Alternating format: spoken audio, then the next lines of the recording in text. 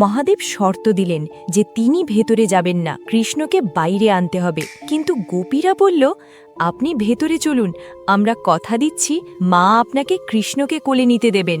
এই কথা শুনে মহাদেব গলে গেলেন। এক আশ্চর্য দৃশ্য দেখল গোকুলবাসী। মহাদেব যতবার পা ফেলছেন নন্দভবনের দিকে, কৃষ্ণের কান্না ততই কমে আসছে। আর তিনি ঘরে ঢুকতেই কান্না একদম থেমে গেল। যশোদা ভাবলেন হয়তো সাধু চলে যাচ্ছে ভেবে কান্না থেমেছে। কিন্তু যেই না মহাদেব উল্টো ঘুরলেন, কৃষ্ণ আবার ভ্যাঁ করে কেঁদে উঠলেন। তখন যশোদা বুঝলেন এই সাধু সাধারণ কেউ নন।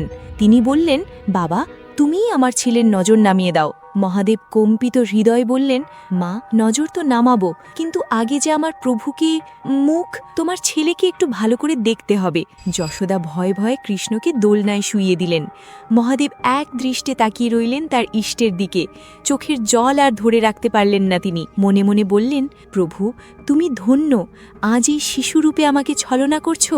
সবার সামনেই মহাদেব ছোট্ট কৃষ্ণকে সাষ্টাঙ্গে দণ্ডবৎ প্রণাম করলেন। যশোদা অবাক হয়ে বললেন, আপনি আমার ছেলেকে এমনভাবে প্রণাম করছেন যেন আমার ছেলে কোনো ভগবান। মহাদেব মনে মনে বললেন, মা, তুমি এটাই তো জানো না যে তুমি কাকে কোলে নিয়ে আছো। ইনিই তো অনন্ত ব্রহ্মাণ্ডের মালিক। মহাদেব তার শিঙা বাজালেন। সেই শব্দ শুনে কৃষ্ণ হেসে উঠলেন। কৃষ্ণের হাসিতে যেন পুরো ব্রহ্মাণ্ড হেসে উঠল, যেন বিশ্ব ব্রহ্মাণ্ডের সমস্ত সুখ সেখানে ঝরে পড়ছে। যশোদা শান্তি পেলেন। কৃষ্ণের গায়ের রং আবার স্বাভাবিক নীল হল।